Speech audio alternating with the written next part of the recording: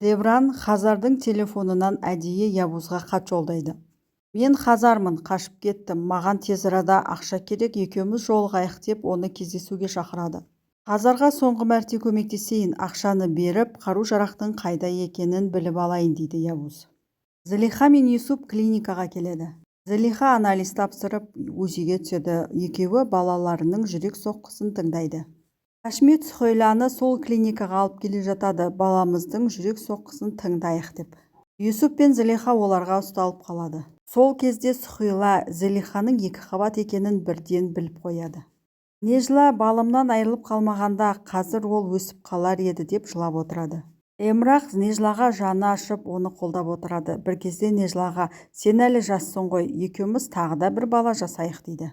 Мелис бала туралы анама айтушы болма деп Эмрахты тоқтатпақ болады, бірақ Эмрах ештеңе түсінбейді. Нежла айтады, өкінішке орай сол оқиғадан кейін мен енді бала көтере алмаймын, туғым келсе де туа алмаймын дейді. Эмрах мен білген жоқпын деп өкініп тұр. Хашмет Юсуп пен Зылиханы сұрақтың астына алып жатыр. Бұл жерде сендер не істеп жүрсіңдер деп. Зылиха әпкем анализ тапсырған еді, оның қолы тимей бізді жіберді дейді. Сөйтіп құтылып кетеді.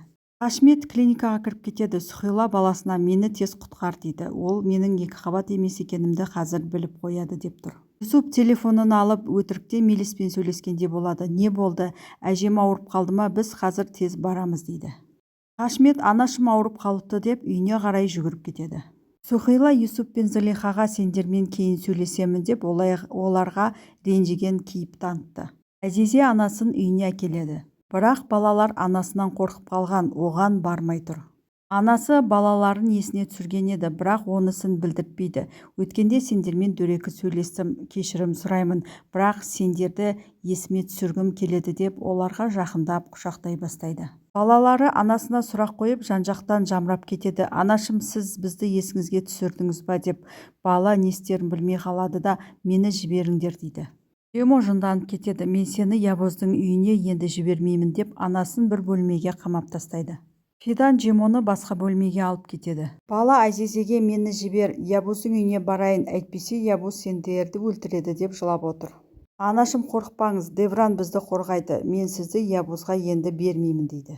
Явуз Хазармен кездесемін деп Девранның айтқан жеріне келеді.